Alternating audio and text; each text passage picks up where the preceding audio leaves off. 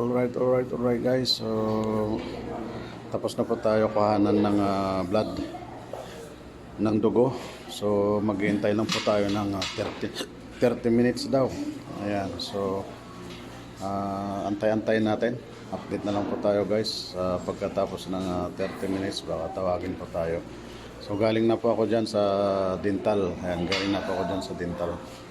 Ayan, papasok doon ang dental. So ayan po, bibili muna tayo ng gamot mamaya bago tayo umuwi. Ayan.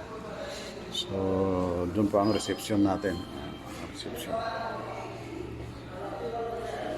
So medyo maraming tao ng konti. Ayan.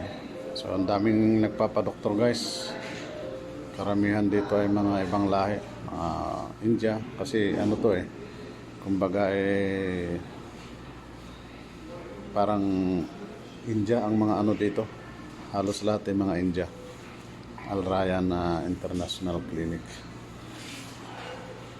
Mga India yung mga nurse, doktor, tapos yung mga nagpapa-check up, halos karamihan mga ano, mga India. Ayan. Ayan. Doon din ang haba. Doon. Haba. Ayan. Alright. So doon sa dulo, ayan, meron din doon sa dulo. Medyo malawak din tong ano na to, Rayyan na ano na to. Clinic na to. Ayan.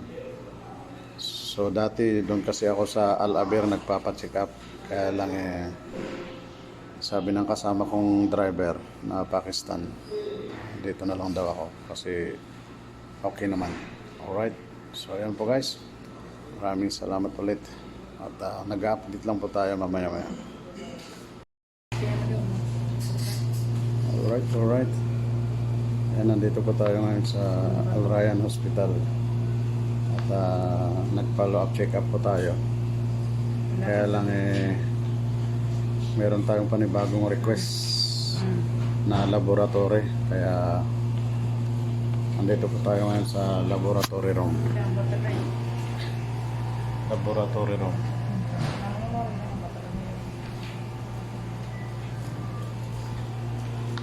Ito yung ating request slip by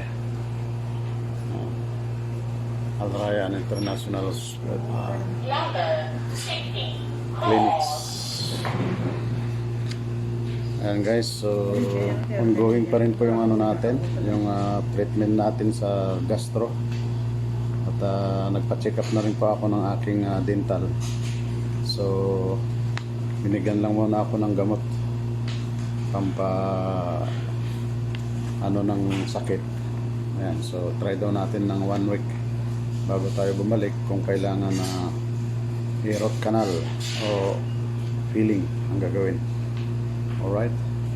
So ayan po guys, waiting lang po kayo sa ating update dito sa ating pagpapa-check up dito sa Al Rayyan International Clinic dito sa Jeddah. Alright.